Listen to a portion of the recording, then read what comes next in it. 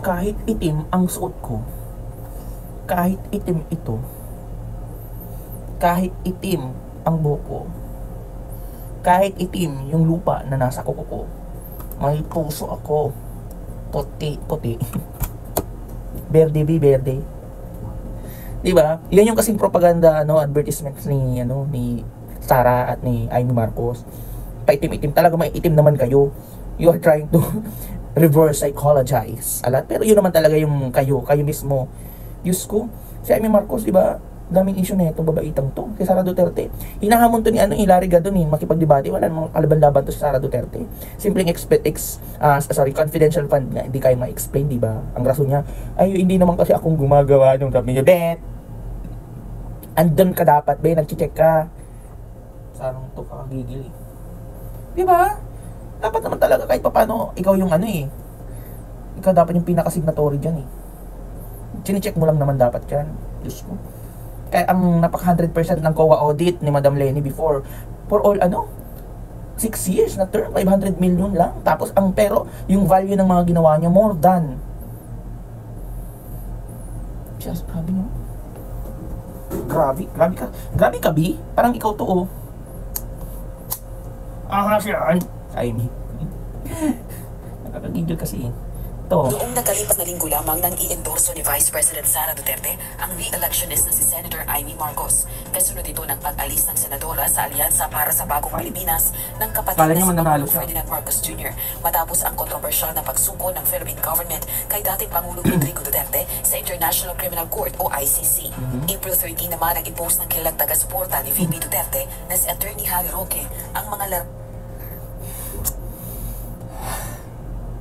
Pulse Asia. Tumaas yung survey ni Sara Duterte sa Pulse Asia. Lagapak pa rin naman ang survey ni Amy Marcos. At Amy Duterte na siya ngayon, Amy Duterte na siya ngayon. Because of Pulse Asia, ang mga DDS sobrang hanga na. Paano nakakapag-perform yan? Yung basis nun is yung mga time na nandun si Duterte sa dahig. At least, part yun ng pinagbasehan. Pero ang taas pa rin ng performance rating niya. Ano yun?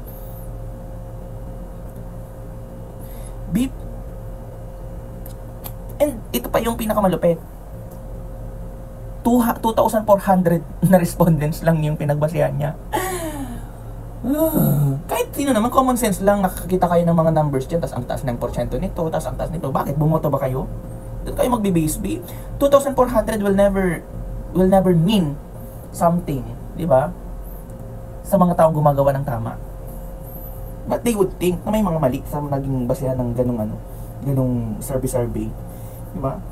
Tapos ang Net 25, ang mga nila, ang SMNI, ang mga caption nila, grabe yung diin. Parang yan? Rating ni BP, umaariba. Tapos yung rating ni BBM, bagsak na bagsak. Parang ganun. Diyos ko, palatang mga pinapaboran. Can you be neutral when you are giving news? Diba? So balik tayo dito sa kailan pag-alis ni Amy sa linyada ni PBBM. Kasi nga kahit anong survey nga hindi pumapasok na si Amy Marcos, but Sara Duterte is making her move because sobrang malapit na yung impeachment. Siguro it's a good thing din naman kahit paano na adjust yung time para mabawas-bawasan man lang yung mga makakasaling senador. Diba? Saan matanggal si Bato, matanggal si Bongo, may parmalik issue pa yan, parmalik scandal pa yan. Bato, Bongo, Amy Marcos, perfect, mabawas na sila. Ang matitira si Pia, sana matanggal ng mga DDS dyan.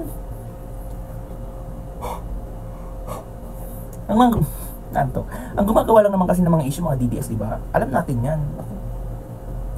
Sara Duterte, sana matanggal na kayo, B. Grabe na kasi yung ginagawa nyo. I am wondering why a lot of DDS are giving their sympathies dito kay Sara Duterte. Walang nakakaawa dito. Simulat sa pulga niya na yan. Kung ang gaganituhin si Leni Robredo, yun yung nakakaawa. Ginanon na ganun nga ni Digong, diba? Mga DDS tuwang-tuwa pa. Mabuti nga sa'yo. Pero, yun, napaka-professional ito si Sara. Dumating agad sa pupugutan ng ulo si BBM. Tapos, si Claire Castro nagsalita lang na hindi magbibigay ng parang komento about sa paghuli kay Digong. Tapos bastos na agad, sabi ni Malut Tequia, Iki Ibumbilya. Samantalang yung in-interview din, Ang dami ko ng topic, B. Nai-stress ako. Dami naman. Anyway, going back again dun sa itim na buti ni Amy Marcos at ni Sara Duterte. Sabi ng mga congressman dito, di ba napaka-timing? Kasi nangongolekta na. Parang nangongolekta na ng magiging boto si Sara Duterte for the acquittal. So, what she is earning, trying to have yung mga linyada ng PDP laban as if naman pag politics is everywhere. You are not so sure. Yung mga PDP pinaglalaban nyo, baka ginagamit lang din kayo para makapasok sila sa pwesto. At the end of the day, they will not vote for your acquittal. What if that happens? How can it be so? How can you feel if that happens, di ba? Let's see. Larawan na ito ng mag-amang sina dating Senate President Manny Villar at Las Piñas Representative Camille Villar na tumatakbo ring senador sa 2025 midterm elections.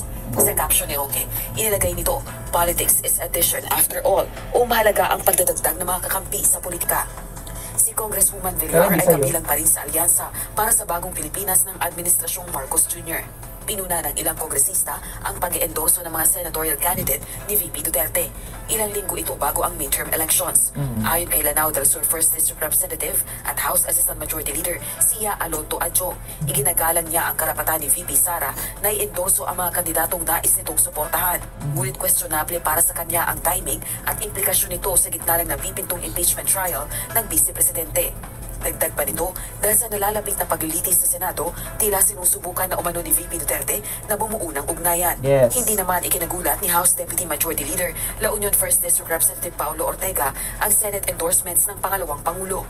Anya, natural lang na naghahanap na umano ito nakakampi para sa nalalapit na Senate impeachment trial. Kasabay nito, hinikayat ng House Leader ang Senado na gawing patas at walang impluensya ng political affiliations ang impeachment trial. Wala pang But you can never tell that to Bongo, to Bato, if they luckily win. For God's sake. You can never dictate what they have to do sa mga kongresista. Kasi nga, pulto sila eh. They will still vote, di ba? Ganun talaga yung katotohanan. They will still vote to whoever they think will help them in the future. Maybe you are helping them.